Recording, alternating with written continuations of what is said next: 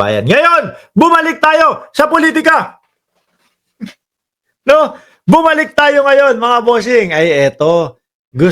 Dito muna tayo kay Robin Padilla ho, mga kababayan. No? Dito muna tayo kay Boss Binoy. Oh, nako po ha. Grabe. Ipakikita ho dito, ewan ko sino gumawa nito. Hindi ako gumawa niya. Nakita ko lang ho sa social media yan. Kamukha ni Charlie Chaplin eh, oh. Oh, kilala niyo ho si Charlie Chaplin, mga kababayan? Oh. No. Boss Binoy, paumanhin lang. Yun yung nakasulat dyan. Yan yung ano. Eto. Post ni Glenn Lopez. No. Robin Padilla as chair of the Senate Committee on Constitutional Amendments. May question mark.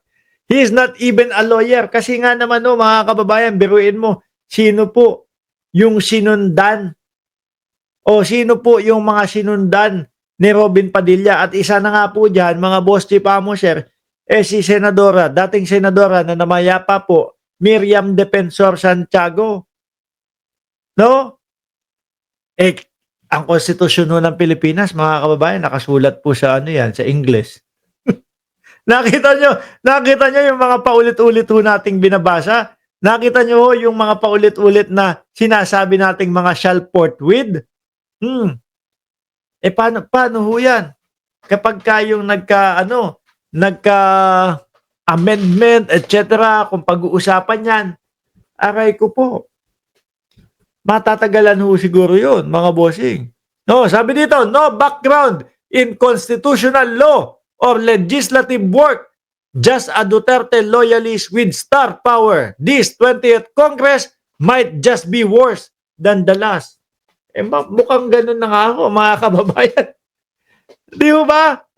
Mukhang ganun na nga ako, mga kababayan. Ano ba to? Parang, ikaw, sige, dito ka. Sige, ganito. Ang gusto naming mga majority, si Villar ang ilagay doon sa environment, no? Tapos yung kanyang kapatid, doon pa din.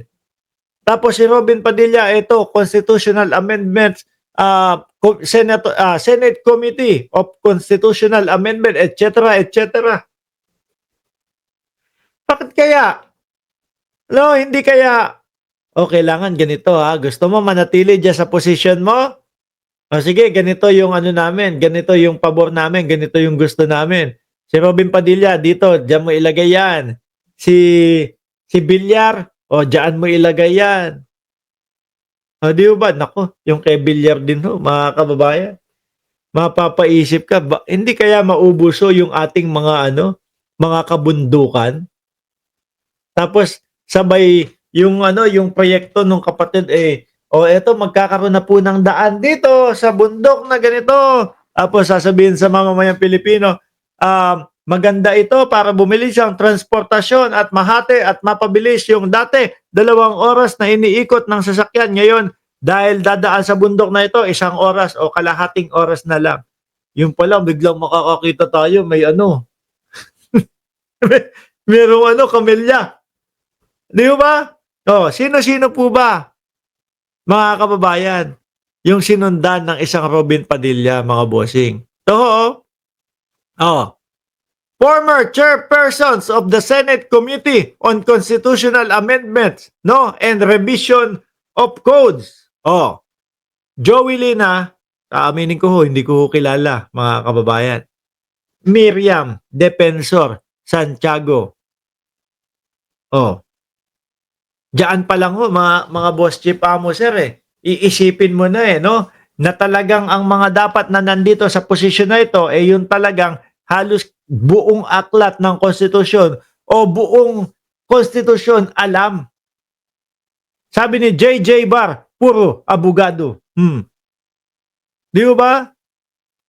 English at buong konstitusyon alam mo. Miriam Defensor Santiago, 10th Congress, 15th Congress, at 16th Congress. Sumunod mga kababayan, pang 11th Congress, Raul Roco naman. Di ba? Dati naalala ko nung bata-bata ho ako, mga kababayan. Joey Lina, former governor dito sa Laguna. Dati naalala ko ho, mga bata-bata ako, madalas na underdog ho 'pag tumatakbo sa pagka-presidente itong si ano, si Raul Roco, mga kababayan. At yung mga tiyuhin ko gustong-gusto niya, 'no, matalino daw. Edgardo Angara, di di mo ba? O yung nakakabata o yung anak na Angara, ayun nasa DepEd, tama ba ako?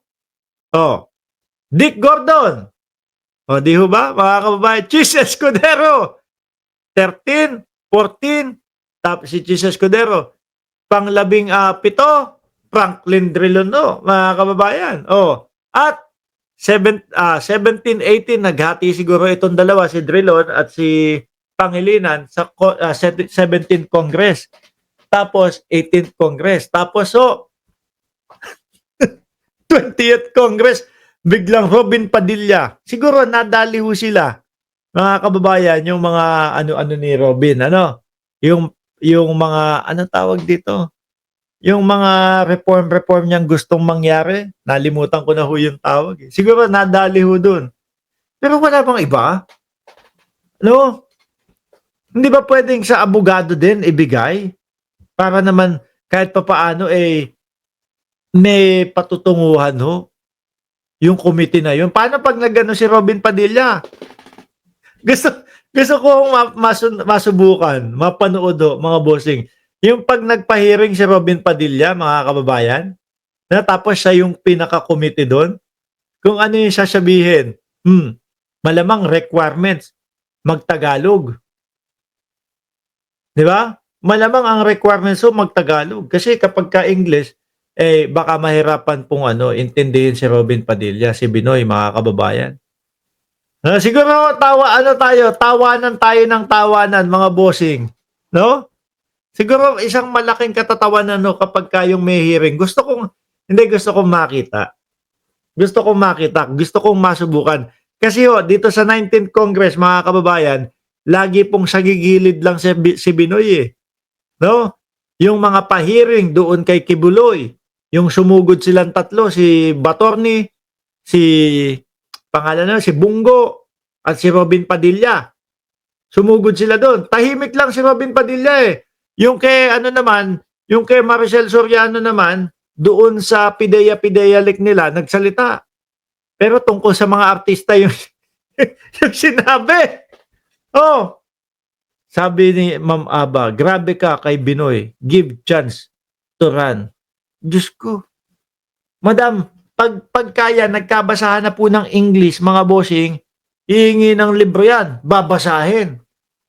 Pagka binasa ho, mga kababayan, yung alam mo, yung isang tao nagbabasa ng isang libro, nagbabasa ng isang aklat, or kung ano man whatever, tapos alam mo hindi pumapasok sa kokote, yung tipong wala lang, kailangan lang matapos yung binabasa. Tapos pagkatapos yung magbasa, mga kababayan, biglang ang sabi ho ni ni Pimentel, ang ganda po ng inyong sinabi, ang ganda po ng inyong binasa. pero hindi po yan ang ating pinag-uusapan. Yung tipong ganon, tapos biglang I move. O, sabi ni Sir Jorge Edralin. Sabi naman po, no, ni Ma'am Neng Gigi, di naman fluent sa English at walang alam sa sa konstitusyon. Si Robin Padilla, nako, pag pinag-usapan po yung konstitusyon, no, tapos tungkol po doon sa impeachment, tapos magkakapaliwanagan po. Ano sinasabi ng konstitusyon ng Pilipinas tungkol sa impeachment? Gaganyan, sasabihin ni Senadora Risa Ontiveros, Mr. Chair, pakipaliwanag nyo nga po, ano ibig sabihin nung shall forthwith dyan. Naku po. Yari na. Matagal ho yan. Sana matuloy ho. Hindi, gusto ko lang makita ho, mga kababayan. Hindi, para alam din ho ng ating mga kababayan kung paano po nagiging kengkoy itong 20th Congress ho ng mga senador. Sorry ho doon sa mga talagang mga nagtatrabahong mga senador. Wala.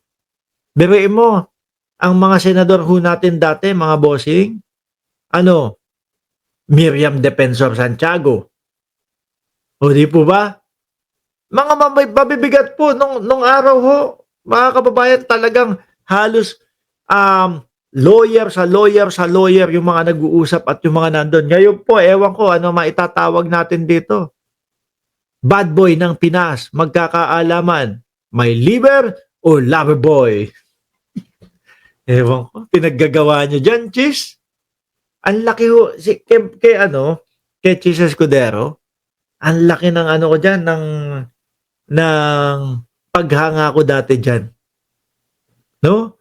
Ang laki ho ng paghanga ko kay Chis Escudero, pero talagang gumuho po simula nung eto, yung nagkaroon na ng ano, yung nagkaroon na ho mga bossing ng impeachment ho. Yung Shalport with na kumukunot ho yung noon ni Chis Escudero do sa Shalport with eh. Kaya nga ho, tingnan nyo, dinedma na lang ho mga kababayan, yung ano, dinedma ho yung mga malalaking eskwelahan ho. Di ba?